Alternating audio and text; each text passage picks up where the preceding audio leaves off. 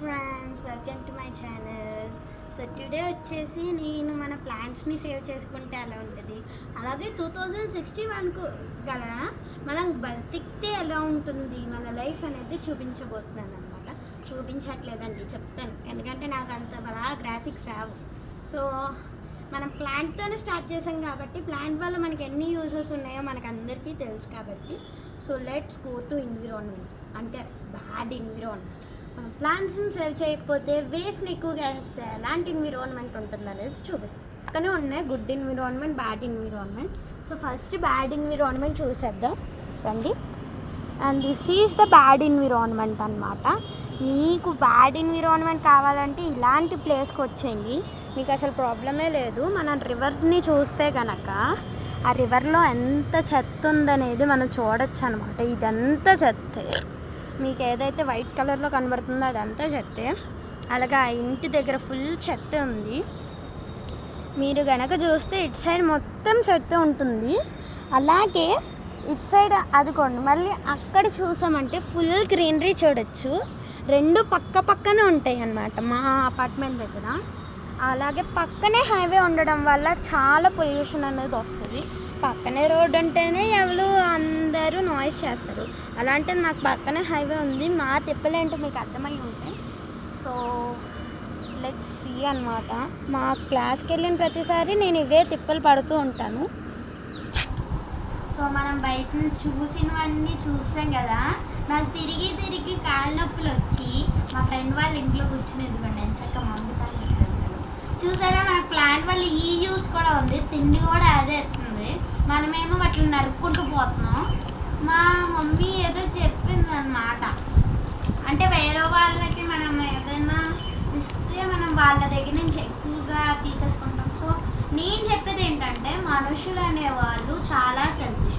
నేను మనిషి అయినా కూడా నేను చెప్తున్నాను, ఎందుకంటే మా శ్రీ చైతన్య టెక్నో స్కూల్, నేను చదివేది Sri Chaitanya techno school. Almost మా చిత్తూరు కూడా అందరూ అదే చదువుతారు. సో మాకైతే అక్కడ గ్రీన్ ఇండియా మిషన్ అని చెప్పేసి ఒక మిషన్ చేయించారు అనమాట. It was a rally and plantation అనేది జరిగింది మాకు.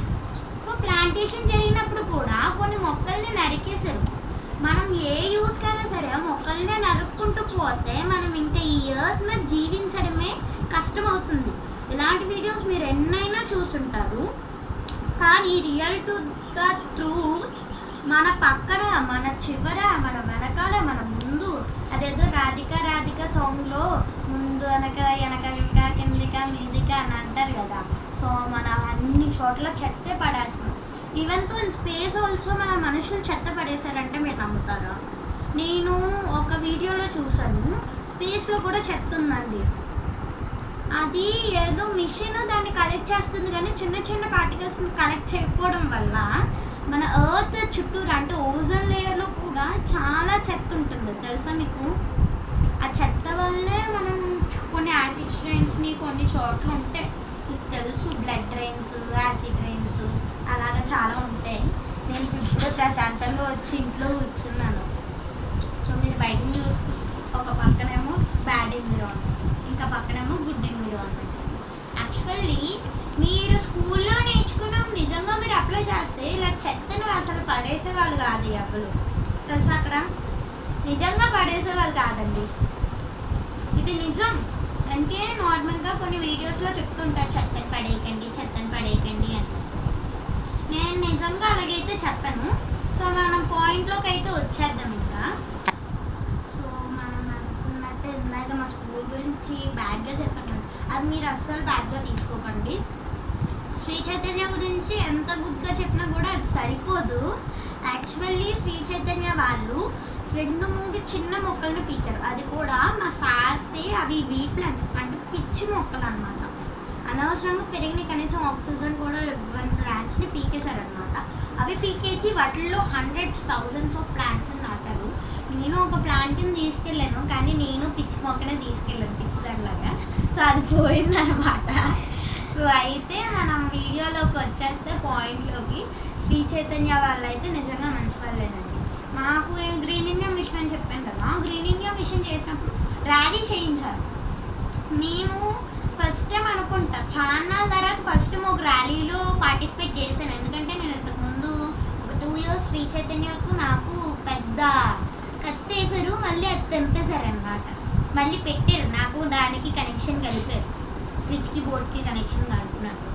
సో అలాగైతే నేను నార్మల్గా చెప్పేది ఏంటంటే, మీకు మనం ప్లాంట్స్ని ఖచ్చితంగా సేవ్ చేయాలి. మీరు స్కూల్లో ఏదైతే నేర్చుకున్నారో అది రియల్ లైఫ్లో కూడా అప్లై చేస్తున్నారు ఇప్పటి వరకు. అలాగే ప్లాంట్స్ గురించి కూడా అప్లై చేయండి మీ రియల్ లైఫ్లో. ఎందుకంటే that is a big mistake. మీరు ప్లాంట్స్ని ఎప్పుడైతే నరికేస్తున్నారో మీరు ఒక మనిషిని నరికినంత సమానం.